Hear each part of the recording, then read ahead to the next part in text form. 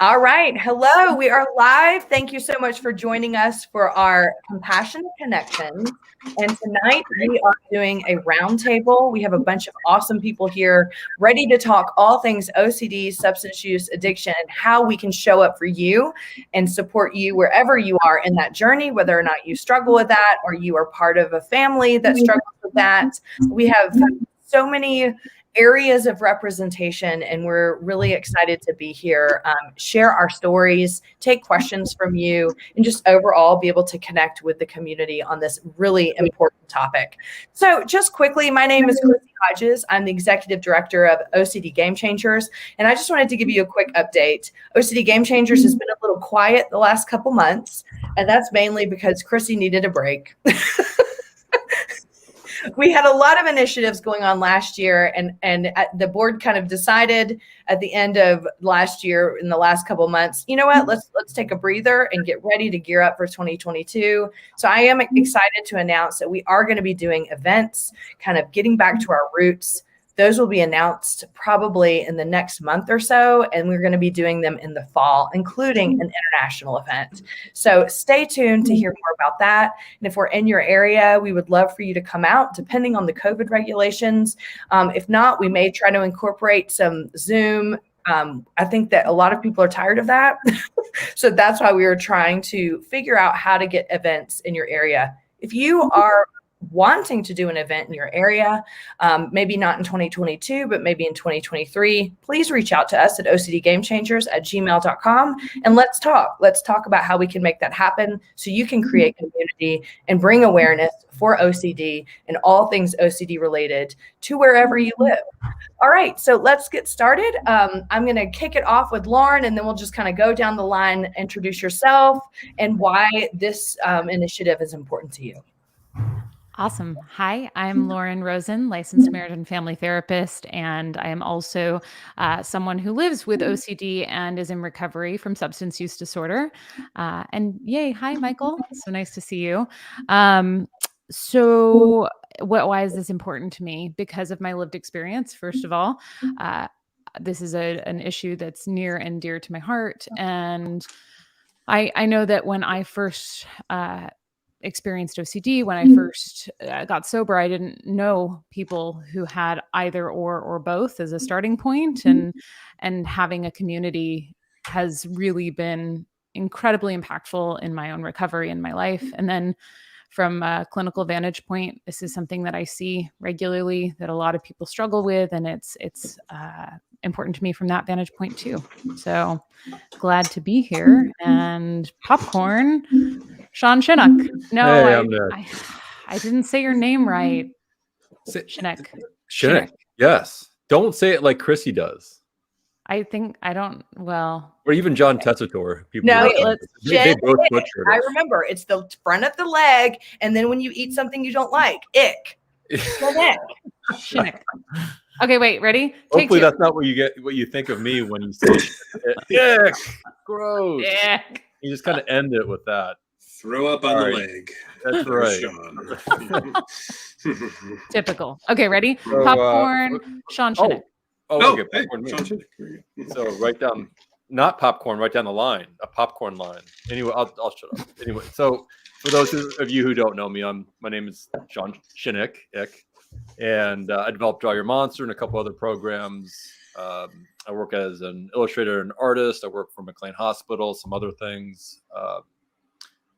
Why is this important to me? Well, so I escaped and I used, or I guess the wrong way of saying it is abuse alcohol in my 20s, but I didn't treat myself well with alcohol in my 20s. A lot of it was directly correlated to the way that I was feeling and handling my OCD at the time. And especially after going through the proper treatment, getting the right treatment, the correct treatment in my 30s, looking back and seeing just how much they were combined and infused with each other, just astounded me. And sort of how Lauren just was talking about, she's seen a lot of she's talked a lot with a lot of people who have battled OCD and substance use and everything like that.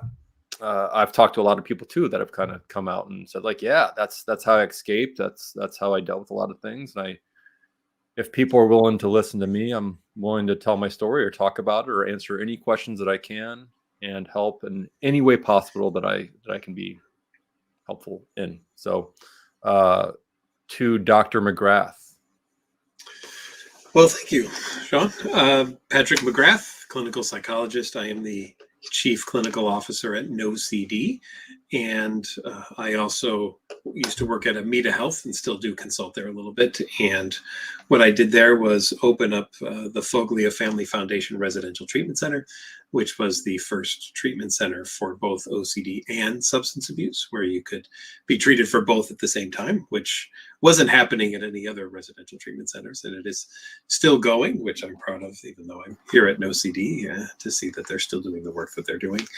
And I just have, for a very long time, and a lot of that influenced by meeting Margaret, have been influenced on making sure that there was a place for people to get help that wouldn't exclude them because of something else. And I wanted to make the most inclusive treatments possible. And that was some of the influence on why we did what we did. So I'll go to Margaret then, because she was helpful in inspiring some of that work. Thank you, Patrick. And yes, Patrick was my hero, because I went through a vicious cycle with Riley. I'm executive director of Riley's Wish Foundation. Started when I lost my son, Riley, who struggled with OCD and substance use. And we went through 2-3 different residential places, but because of the addiction, he either got kicked out or... So once with Patrick doing that, I know nobody will have to go through what Riley did. So I am passionate about this. These are my peeps right here. Missing some who aren't here, but just good people who understand this and want to help others. And I think this is really, really important, because now our studies show that a large percent of OCD people also struggle with substance use, and it wasn't talked about, and it was ignored, and now we need to talk about it, and no one should have shame. And so that's why this is really important for me. So I'll go to Neil Hammer. All right. I was listening to all you guys and I was like, man, I'm not the chief clinical officer or the executive director or the creator of anything. But I am the Neil. lived experience. You are Neil. And I'm the lived experience expert here. I'm actually a product of Dr. McGrath and Margaret Sisson's work to open up the Foglia Family Residential Treatment Center. Went in 2020 at the start of this pandemic, and it saved my life. So almost 2 years sober now, which is sweet. Still having weird intrusive thoughts every day, still have OCD, which is why this is important to me, right? And I have found incredible healing in sharing my story, right? I mean, and really, for me, this is all about eliminating the shame, right? Horrible things happened to me and to other people when I was drinking. Right? Horrible things happened to me when OCD onset. And I think it's really important to continue to share the healing, right? If we stay quiet about it, I don't know what my sobriety would be. I guess it would still be strong, but I think it's important to shine that light and tell other people that it's okay to suffer. It's okay to need help, because I sure as sugar, as everyone in this panel especially knows, I was not ready to go to treatment. I was not ready to admit that I had a problem at all, right? So if just one person can hear this and be like, oh man, maybe I should get some help, it's worth it. Just want to say hello to everybody that's here. Hi, Michael and Dave and Shannon Shy. It's been so long. I hope you're doing well. Thanks everybody for being here. If you have questions or comments, please feel free to put them in the chat. So I'm going to just kind of put it to the team tonight. We haven't done a roundtable here in a while. What's on your minds? What should we talk about? Before we went live, we talked a little bit about, post-holiday, the darkness of winter, the horrible quarantining, all of the things that can contribute to, well, the best way to get through the day is maybe pick up a beer around 11 or 12 or 1 or 2. And so let's chat a little bit about it. I mean, for me, like, I love the winter. Like, why? Because no one's around and it's amazing. Not that I hate people, but I'm just saying, like, the winter is the best time because you go out and nobody's out on the trails. No one's doing anything. It is the best time ever. So I'll be interested in, like, the summertime people that are freaking out. That would be me, like, jittering over here when all you weirdos who like the heat are loving it. What do y'all think?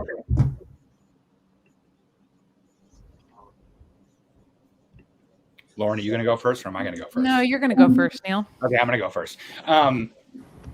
Yeah, I think this winter has been especially hard, right? I mean, with everything going on in the world right now, and especially us being quarantined again, I think we talked about this, especially when we first started Compassionate Connections, the quarantining, right? And how we're all getting through it.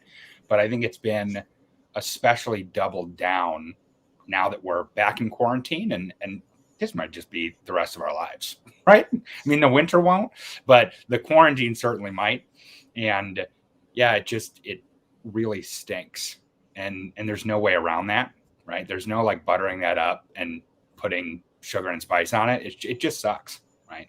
But I think it's super important to be mindful of your own mental state, right? And also realize when you're suffering and reach out. I've been a complete hermit for the last 2 years of my life. But just recently I've been like, you know what? Maybe I've been a hermit because I'm depressed. I should probably go see people and go accept invitations to things. And that's been helping. But I was thinking about this the other day, like, what's in my toolbox, right? What is in my toolbox right now, right here, while I'm quarantined at home, that I can do to make myself feel a little bit good about something? Mm-hmm. So I've been trying to exercise that and see what's in my toolbox. Well, I just want to add to that. Please don't go to social media looking for permission to drink, because when we go back into quarantine and we go into these, different countries are doing different things, different states. And a lot of people just like to post on social media, quarantine happy hour at noon. And what that does sometimes for those of us, including myself, that kind of struggle with the boundaries around substance use is, well, so-and-so in Idaho is having a cocktail at 12. Can't I? I mean, as stupid as that sounds, it just is a way to give permission, right? It's and so if you're using that social media platform to look for, well, whether or not it's okay, you're always going to find that. Like I always look, I'm not saying weed is good or bad at all. I mean, I'm in Colorado. I don't think it's bad at all. But I'm just saying, if you want to find the ways that weed is beneficial to you, go Google it and you'll find it. If you want to find ways that weed is bad for you, go Google it and you'll find it. Going to the internet to get permission during this really tumultuous time for all of us it's just going to mix you up, and it's okay to have those boundaries and make decisions on your own.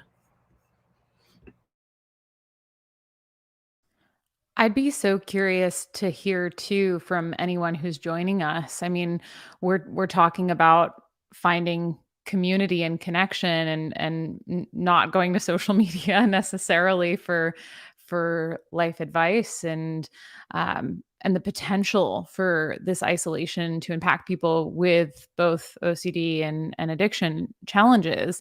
And here we are, right? We're in a community, a safe space to talk about some of the things that might be coming up for you. And you're not alone, right? That is one thing, we find ourselves again in this quarantine situation, and a lot of people with lived experience and with clinical experience here. So yeah, I guess I just wanted to throw it out to those who are with us.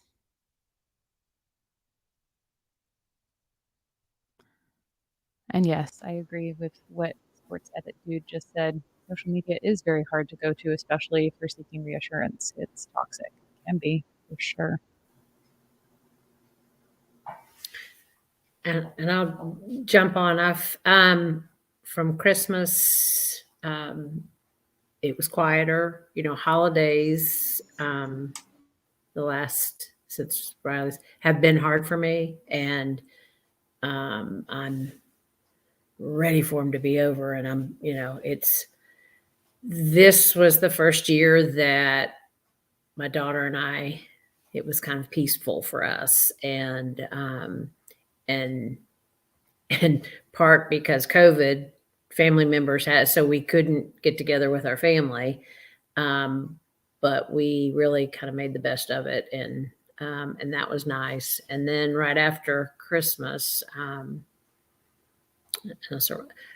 a dear friend of mine lost her son to addiction. And I have been, she was in the trenches with me, and I'm grateful that I'm able to do this with her. So these past 2 weeks have been a lot. They've been a lot. I won't lie. Trying to do the things that I know she needs to do, from funeral home to, et cetera, and then going through his home, and it brought back a lot, and made me. It's made me really look at addiction, because what happens, and I know this with Riley too, when somebody's struggling with addiction, people start fading off, friends, everybody. And because addiction's hard. I mean, dealing with somebody with addiction, and I always said, and I've said this on this before, I love you, Riley. I don't like the addiction. And helping this dear friend of mine, and with her son, who I knew him, and super smart, great guy, but addiction took over his life. And I going through his things, and there were lots of people, and people were, well, that's goodwill and just it's that respecting somebody, because not, and now he's gone, but we have the service this week, and people will show up, but it's that real. And he struggled with mental health, and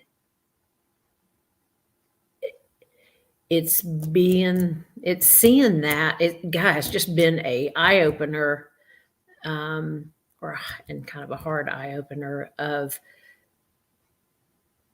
wow, why couldn't I? And that's, we always do that. And seeing people go through, going through his things, and he was kind of eclectic and had cool stuff, and just respecting him for who he was. And so it's been, Friday's the service, and how to honor him. And my dear friend put in the paper that the proceeds would go to Riley's wish. And so, and I tell you all, I would love to do something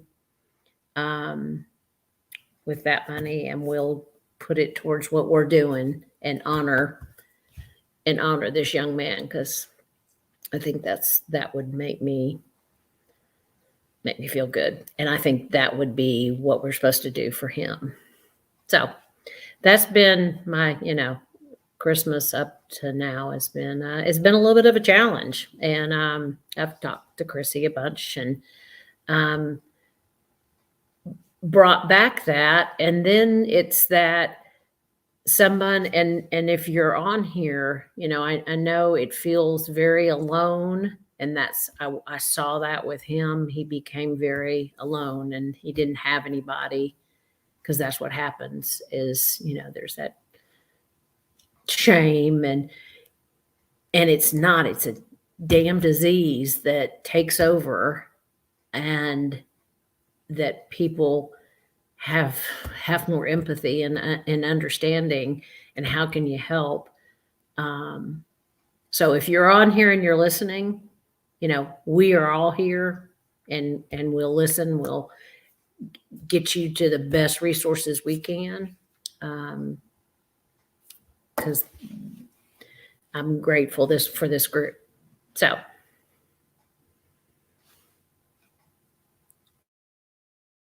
someone else can go. Well, we had someone in the comments say, and hello, everyone. The holiday season was with OCD has really been difficult as well. And I think that the compounding of not only like struggling with the temptations of the holidays, but how different the holidays are with COVID, but also the, you know, someone with lived experience, the shame, you know, the shame of not wanting to let family down, the shame of like, oh my gosh, I feel like alcohol is sometimes, I mean, not for me necessarily, because I did nothing and saw no one over holidays, but in general, when I do, it does sometimes feel like this. I don't want anyone to see, because I don't want them to know that I'm struggling. But then you know, do I need to reassure people I'm only having a glass of wine or whatever? It's so, that stuff builds up for people, which then, and, you know, and as we know, in the combination with OCD, just how exhausted you become at the end of the night. And then it's just like, well, fuck it. Like, I'm just going to drink a bottle of vodka, you know, just to calm down and to feel normal. So it's just, sometimes I feel like when we combine this with just the exhausting nature of OCD, and then you put shame on top of it, and then you just feel so alone, which is why I'm so glad we're all here talking about this. So, you know, you're not alone. I can tell you, you're not alone. So just a couple, 2 cents.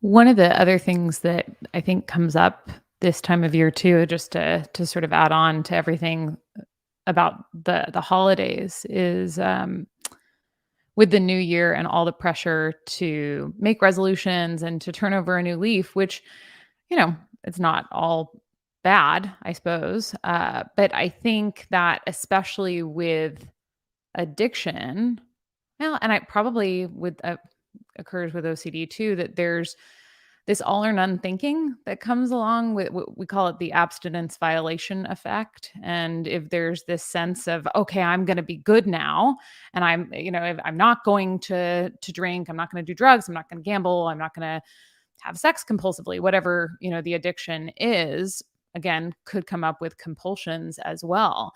That when the first day comes where, you know, maybe you feel a sense of desire, it's like, well, you know, screw it, I'm gonna have a drink or whatever, that after that, it's kind of hard to get back on the bandwagon. There's like this F it attitude about, you know, your relationship to abstinence, which is, I think, one of the reasons why, and while, you know, 12-step was super helpful for me, I think one of the issues that can happen there is this sense of, oh, well, I screwed up and I'm back at square one. So, you know, I can imagine that might be coming up for people this time of year, as well as we're sort of gearing up to change everything in 2022. And again, not all altogether bad, but having a little bit of a sense of flexibility that it doesn't need to be perfect in order to be good. Well, and on the topic of New Year's resolutions, right? I mean, and harm reduction, if I had not thought about harm reduction before getting totally sober, I probably wouldn't have gotten sober, right? Like, but before I went to the Foglia Family Residential Treatment Center, I'm going to say the full name every time just because I love it so much. I went to SMART meetings. I like tried to cut down significantly before I actually got sober. And just the idea of I had a problem, right? Just the little seedling in my brain that like, maybe I should stop doing this, right? Was enough when Chrissy brought up this way. When Chrissy brought up going to an inpatient treatment center, I was like, okay, right. I've already been thinking about doing this. I've been going to SMART meetings 5 times a week and nothing is working, right? Like I'm not actually slowing down. Okay, I need to get sober. So yeah, I mean, give yourself grace and don't set yourself up for failure, right? If you are doing a New Year's resolution, just like, let's quit drinking, right? Like that it's a great resolution, but you should also be smart about it and think about how you're going to do that. And when you fail or slip up, give yourself grace. It's important. And I'll say too that, you know, when I was at Foglia, it was interesting meeting people who had substance use, who we would interview and we would do an anxiety assessment with them. And I'll never forget one person who was on over 20, I won't give an exact number, but over 25th time that he'd gone through detox. And he said to me, you know, you're the first person who's ever asked me if I'm ever anxious. And I just thought, how have you gone through this many times of this experience? And no one's ever assessed the mental health component of what's going on in this situation. And I think the opposite happens a lot too, where a lot of people focused on mental health make an assumption that, oh, well, you don't seem like the kind of person who would use drugs or alcohol. You seem like a good person, you know, like, you know, quote unquote kind of thing. You're not one of those people. And we all got to stop that crap, right? We got to get over that and just recognize that the people who are suffering, just because there's a really easy outward thing to see doesn't mean that that's it. And the people who maybe look like your average kind of person might not be, right? And so let's make no assumptions other than we're going to assess you for everything to make sure that we've covered all of our bases. That should be the one assumption that we make. Everybody has a potential for everything going on, and we're going to assess everybody to make sure that we know exactly what it is. Well, and if we want to look at the shame of it, I mean, when we talk about OCD as when we look at OCD intrusive thoughts in the realm of pure O, y'all know what I mean, like the community name for intrusive thoughts and mental rituals. Talk about shame, right? So you already think that you're this shitty person. You know, I have these horrible thoughts. What if people knew? Blah, blah, blah. And then I've been dealing with them for a decade. And the only way I can go to sleep at night is by watching porn or drinking myself into a blackout or smoking weed or whatever, trying to numb out.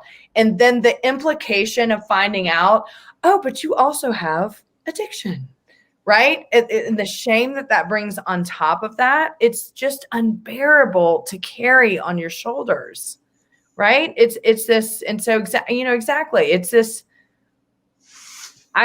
More times than not, when I'm talking to clients just doing peer support, not therapy, of course, they disclose like, this is what I'm doing to cope.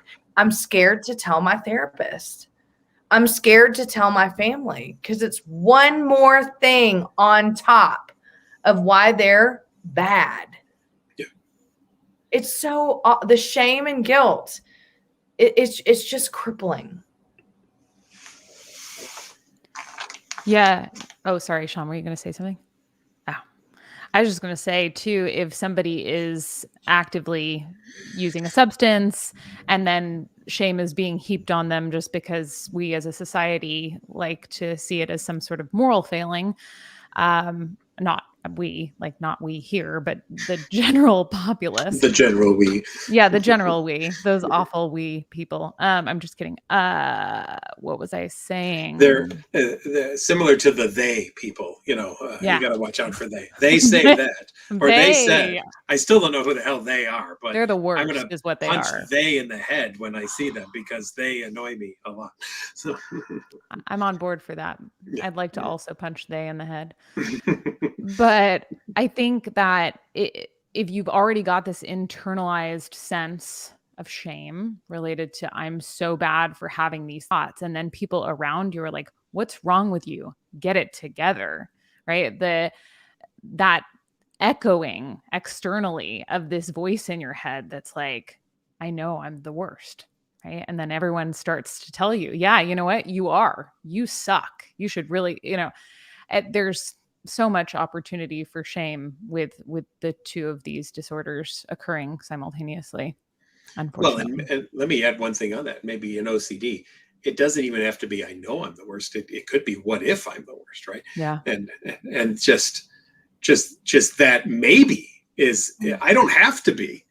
Right. What if I am is enough to lead you down, the road. And then it's the vicious cycle, right? What am I going to do to feel good now? The thing that gives me the immediate gratification, but also brings about more shame, right? So I'll do this now because it feels great now, but I'll deal with the aftermath later. And then how do I deal with the aftermath later? By doing more of what I did that led to the aftermath, but at least it feels good in the moment that I'm dealing with it. What a great way to perpetuate a problem. It's a spiral, right? Mm-hmm. Yeah. What are you laughing at? Or am I going to go? Okay. No, I wanted to bring up what Michael Schramm said in the comments that at the beginning of 2022, and I'm still recovering from the stress of the holidays as they wreak havoc on my OCD. And just what you were saying, that perpetuating this cycle really made me think of that during the holidays, not only is our OCD so much more heightened, but also the temptation of using is through the roof. I mean, at least for me it is, but most families are big into drinking around the holidays, right? Thanksgiving, Christmas, and then especially New Year's Eve is huge for people using all sorts of substances, right? And I think that perpetuating that cycle is especially difficult to maintain or notice during the holidays when these things are being heaped on top of you, especially if you don't have a supportive family who are contributing to perpetuating that exact cycle. Can I drop a bomb on this just to change the subject and not change the subject at the same time? What about people who, and this is kind of in the, I'm going to take this with me in 2022. What about people that are seen as the identified patient in a family because of their addiction and OCD? And when I say identified patient, what that means, if you're not familiar with that term, is if there's a family unit that's dysfunctional and one person is struggling with mental health or addiction or substance use, sometimes usually caused by the family. No, I don't mean that the way I do. But then the dysfunction of the family tips, and it basically goes to the person saying, if only you didn't have this addiction, if only you didn't have mental health, then we would be this functional, amazing family, which basically ignores all of the other things going on in the family. This is what a lot of people, I feel like, moving into a new year struggle with, right? They've just done these family events. They're diving back into symptoms. And maybe even facing some of the things that may be abusive or emotional neglect and things like that. So just wanted to open that up. I know for me, I'm being very vulnerable here. For me, I have made the choice to not spend holidays with anyone but myself, and who I feel is supportive of me. And whether that is just my dog, great, or my, or whatever. But that's a choice I've made because for very many years, I would walk away from those gatherings really just drowning in the shame because I was the identified patient. And it can be subtle, it can be blatant, it can be, and I think that until you understand that you're in that position, and understand kind of the intricacies of, I can see things for how they are. Family, it's just tough because if you're struggling with addiction and the family is going, if only you weren't an addict, the holidays would be great. I mean, you take that with you, which then perpetuates that addiction. So I don't know if that's relevant, but I just thought it would be fun to talk And about. Chrissy, that's a one scenario, and then a scenario of maybe the family is a loving, supportive family, but doesn't really understand, and somebody that struggles with addiction over there. And then you're going through these holidays and everybody's trying to be, well, we certainly don't talk about it. And, Joe over there struggles with it and we all love him, but, and Joe's over there just shamed and probably a lot put on himself, just because it's not like people are saying, oh, you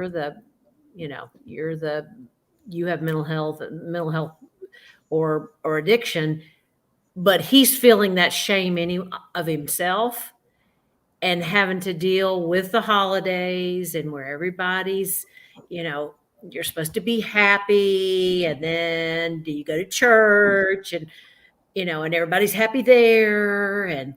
And so it just perpetuates a really tough time for someone. And Neil, even for you to say, you're now 2 years in, but think back when, like, the first holiday when, oh my God, I used to drink and, I'd sit and have a beer and we'd watch the football game and that all changes. It's changed for you, but everybody else is still doing it. So maybe I'd like to hear your perspective because you're so new into, I know it's 2 years, but it's still a new, I lived it for a long time with Riley, and I have a very loving family, but they're, understanding that we're all working through a lot of that, of the understanding of, and so just nobody ever said anything. And poor Riley over there would just be shame and struggling, and I felt it all. I could feel it all. So I just curious what your journey right now, which might help some other people too. I think holidays, especially when you are in recovery, need to be met with a plan, right? Like a big plan, right? What are you going to drink, right? And for me, non-alcoholic stuff is fine because it doesn't trigger me. It doesn't make me want to drink. I ruined my life enough for 15 years that I don't think I'll ever drink again. But so non-alcoholic stuff has really put a great buffer for me because when people are sitting around and drinking whatever, or I'll get, like, on New Year's Eve, I got alcohol removed champagne, which is 0.00 alcohol. They make the champagne and then they use science stuff that I don't understand and remove all the alcohol from it. But that was really good to be able to participate, especially in, like, New Year's cheers and all that stuff. But yeah, I mean, for me, it's really just a plan that needs to be in place. And what am I going to drink? Am I going to feel weird about it? Is this going to trigger me? And then also being able to say you've had enough, right? Like, I've had enough of this social gathering, or I've had enough of this family dinner, or, right, like, whatever. If you are feeling triggered or upset or wanting to use, right, nothing should get in the way of you not using, right? Like if you are at a really important family dinner and all of a sudden you're triggered, excuse yourself, right? And I think like that's the most important thing for me. New boundaries, being more vocal, and also honoring myself more than other people's feelings was huge, right? I don't mean like, I flicked off my grandma and was like, you're triggering me, right? Like that didn't happen at Christmas. But did you have somebody, say your mom or your brother or that you could, if that happened, I mean, that plan, I'm going to drink this, but just a plan that you had somebody in on your plan? For sure. Yeah. And my mom is like my best friend. I love my mom to death. Every mom always gives me everyone's like, yeah, good for you for being a mama's boy. I am though. I'm a huge mama's boy and I'll never stop being one. Yeah, no. And if I had pulled her aside and said, yeah, like I'm just too exhausted and I feel like drinking right now. Well, yeah, she'd be like, get out of here. Yeah. Don't explain yourself to anyone. Just leave. Right. I mean, I also think it's important to build your, tolerance for discomfort, but know your tolerance level. Right. I mean, I'll say that too. I think a lot of people want to bare knuckle it and just be like, well, this is important. This is the holidays, right? I have to just bare knuckle this or white knuckle. That's what I'm looking for. White knuckle this and get through this dinner or through this party, right? Because I respect my family. I respect my friends. And well, so do I, but that doesn't mean that comes before my sobriety. Right? Like none of my family and friends want to see me drinking again. No one on earth does, especially me. Right. So if I get triggered, I'm running.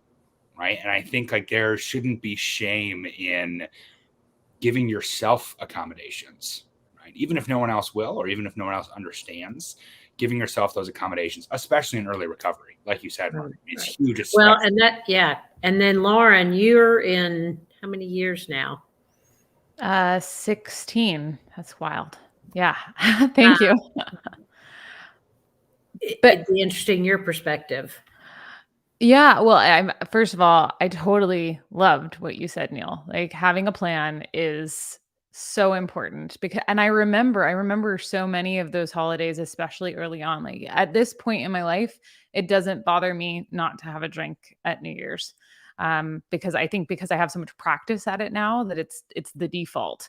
But for years it was, well, I think something, Margaret, that you were saying, just the amount of expectation around this time of year is so intense and you're supposed to be happy. And if you're not happy, and so I remember some of those early years in sobriety, not having plans for New Year's and thinking, oh my gosh, I am a loser. Well, I'm such a loser. Totally. I was, and I was so, and I, at the time I was pretty active in 12 steps. So I had a sponsor and I'm grateful for that because she kind of talked me through, let's come up with a plan. Kind of like what Neil was saying. And it's like, okay, between now and midnight, you are to smoke 10 more cigarettes. And I was like, I can do that. I'm very good at smoking cigarettes. That will be fantastic.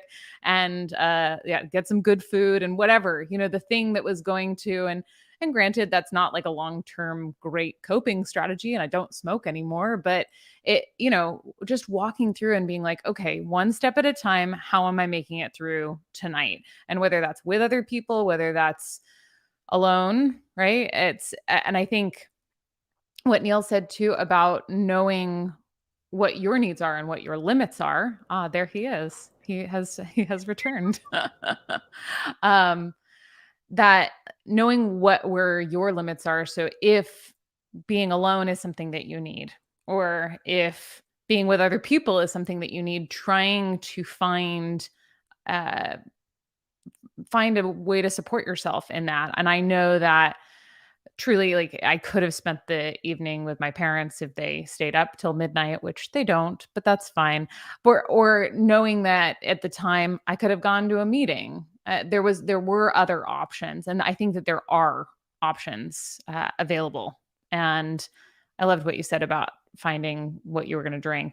I mean, I had a love affair with so many different diet sodas over the course of early sobriety. Like I was drinking, I would seriously, I took a champagne flute because I thought, that was a great idea to drink anything from a champagne flute. And yeah, like there were a lot of Diet Sunkiss in my champagne flute. I'm not going to lie. Some orange soda. A Yeah. lot of LaCroix the first year. A lot of very weird, different flavors of LaCroix.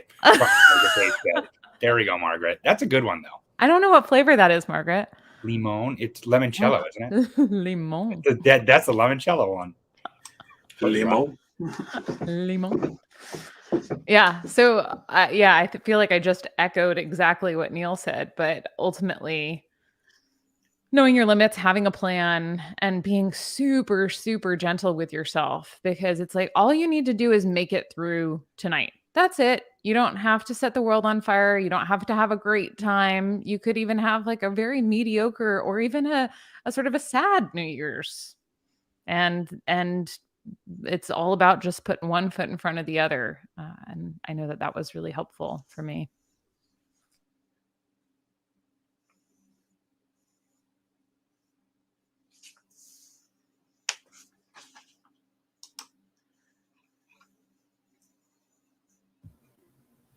Okay, I think Sean, we need you.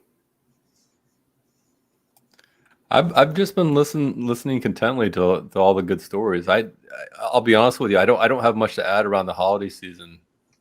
This year I've been listening and trying to think about things that I've connected to recently with things, and every little thing that I felt that I connected with has been said in probably a better way that I could say it.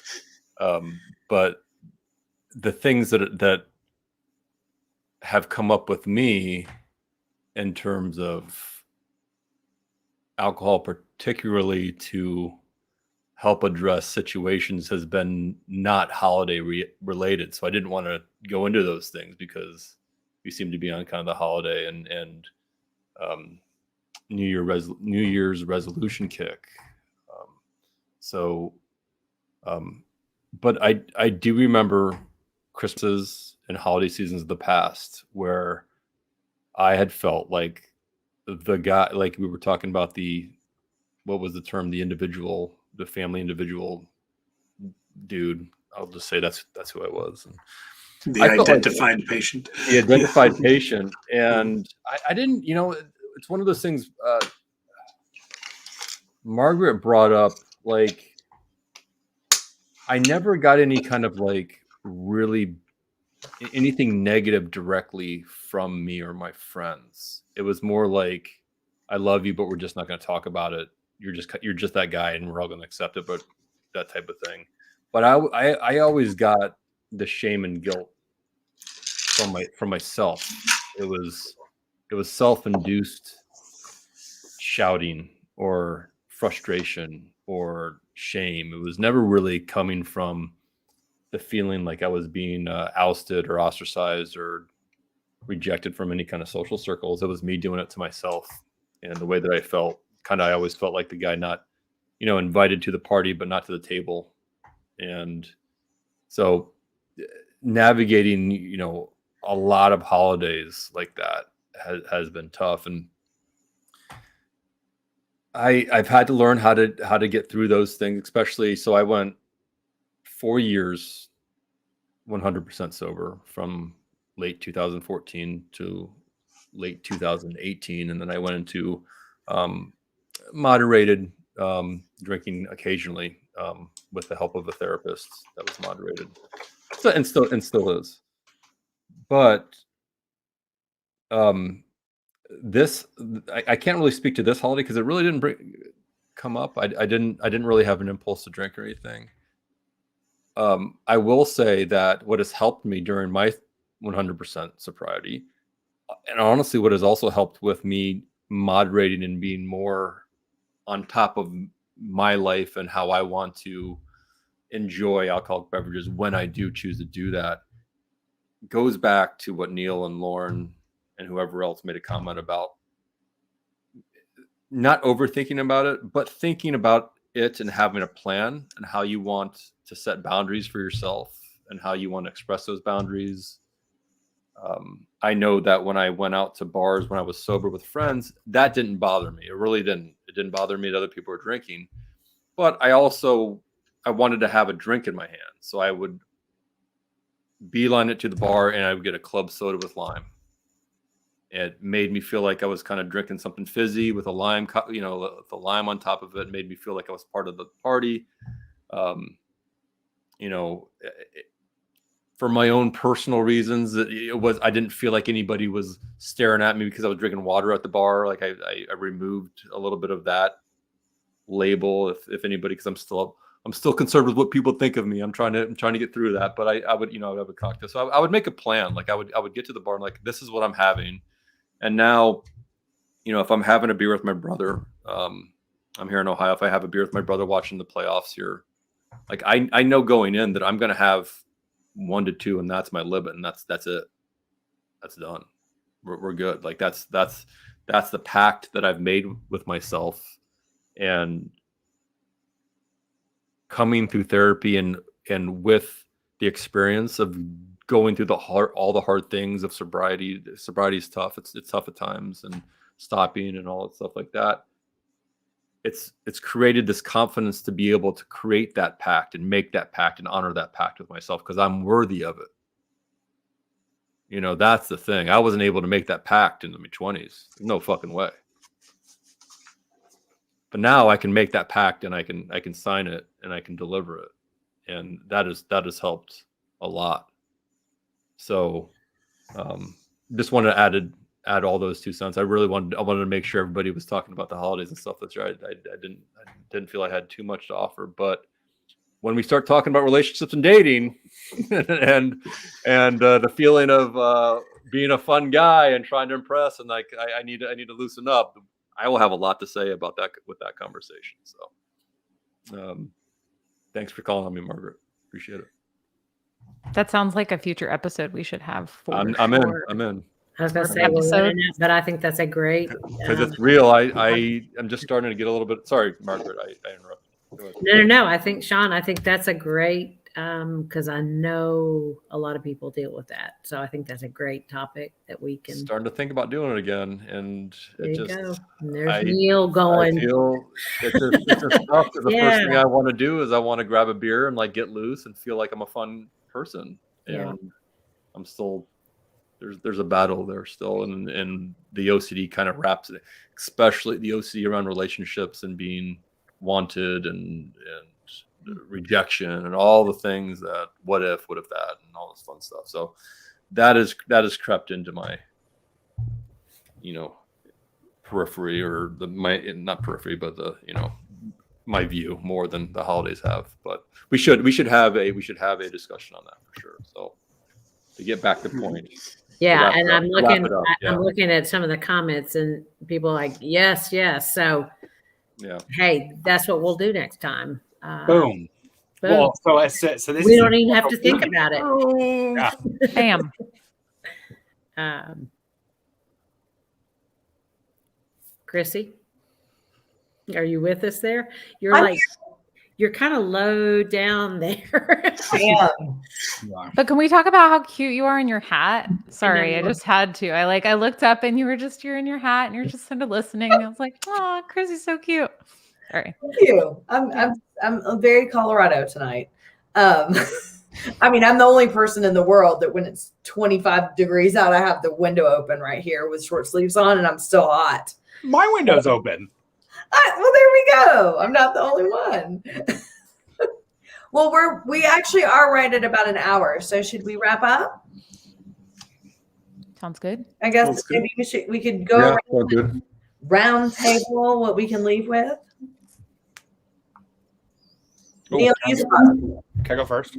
Yep, you start. Nice. I think one thing I'll leave everyone with is holidays they're things that we make up, guys, right? Traditions are things that we create. So, I think the hardest thing for me was being like, I can't have a beer with my brother anymore. I can't, sit around the fire and drink whiskey. You have to create new traditions, right? You have to create new traditions, create new behaviors. You have to create the drawing board is open, right? And I think that's what got me through treatment was knowing that, and especially the professionals at the Foglia treatment center, right? Telling me this is, you get a blank slate, right? Redraw your life. Your life right now is not good, right? My life was not good when I came to that inpatient treatment center, and they said, draw a new life. And that's exciting. It shouldn't be shameful, and it shouldn't be crappy, and it shouldn't feel like you are the other, right? And I know it does sometimes, but that doesn't mean that it's true, right? Feelings are not facts. And that's often confused with OCD and anxiety disorders, and especially substance use disorders, that we are, right? I feel like I'm a terrible person. I feel like I'm the other. So that is true, right? But it's not. So rewrite your story, start over. New traditions are a wonderful, wonderful thing, and you get to create them. That's cool.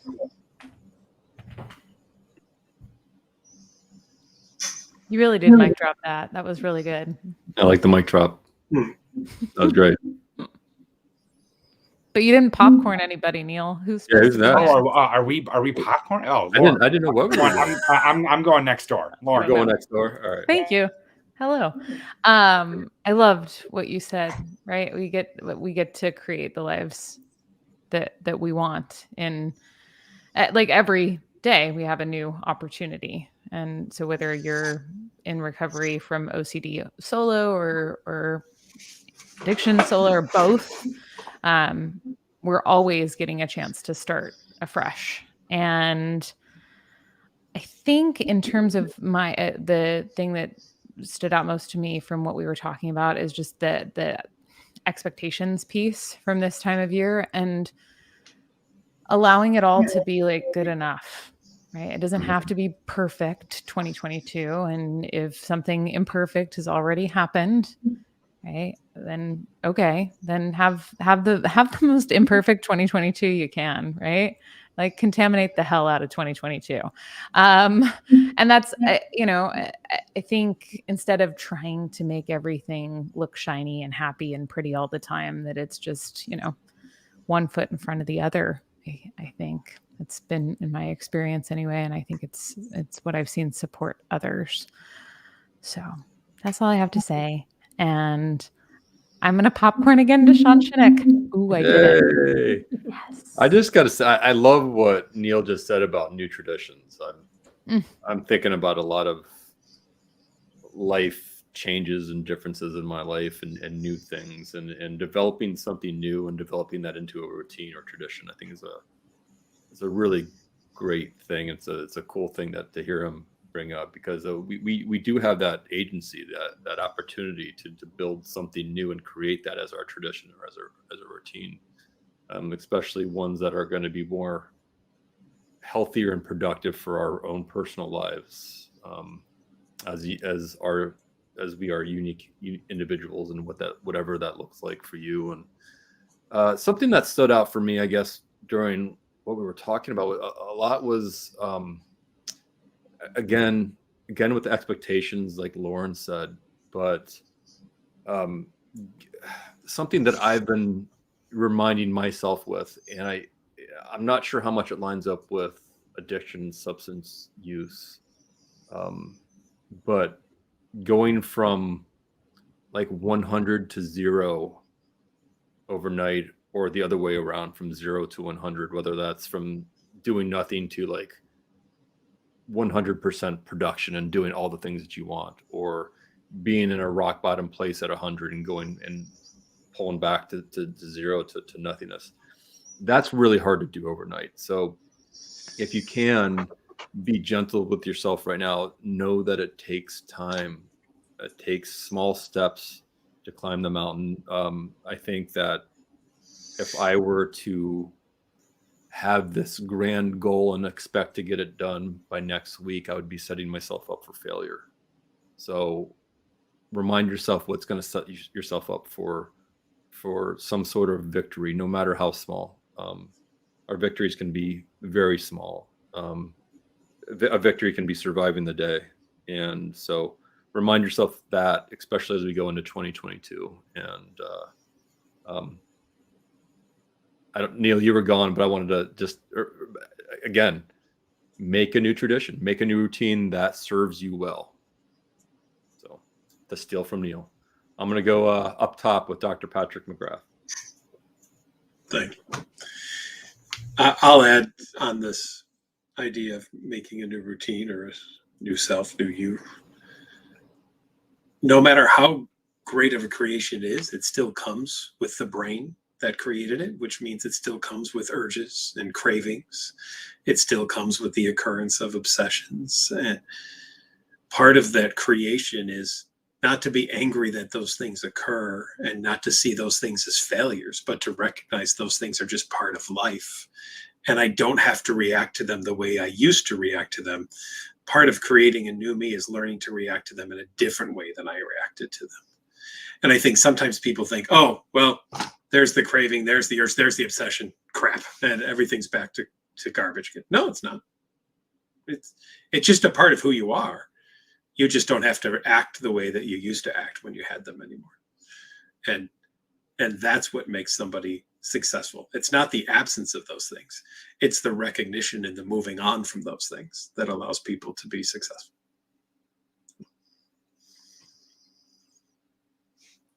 Margaret. Okay. Thank you, Patrick. That was, that was exactly perfect for what we've been discussing, because I think tradition, we get all caught up in tradition. I get caught up. I don't, obviously don't have OCD, but I get caught up after losing Riley. I had tradition, and then that all went all out the window. And what do I do? How do I go forward? Holidays or just in general, tradition was different, and I'm learning to make new traditions, and I'm learning to, 31 years of running my business, and I sold it. And first I went panic, but now I'm learning it's a new journey. And how is that? I have the power to make that journey a good one. And I think we all do. And if you need help with doing that, that's the cool thing, that in this community you have that. But I think it can be exciting. So I say 2022 is the time to new traditions and new journeys, and it can be a good thing. Chrissy. Well, thank you everybody for being here. And those of you that aren't live with us and are going to watch this afterwards, I hope that you can take stuff away from this wherever you are in your journey. I hope that this helps, and also helps you to see that you don't have to do this alone. That there are a lot of people out there that care about this topic, want to keep talking about it, because I know that we don't often hear anything on this because there's so much shame around it, and there's so much shame in even talking about where you are in the experience of OCD and addiction. So much gratitude and thanks to our panel. I think that our next it will be me and Chance McNeely. If y'all don't remember him, we're going to talk. Who knows where we will go with the conversation? I'm sure it's going to be fabulous. It always is. But that will be, Lauren, do you know the date of that? Yeah, so January 25th is that. Okay. And that's 8 p.m. or Eastern, and then 6 p.m. Mountain.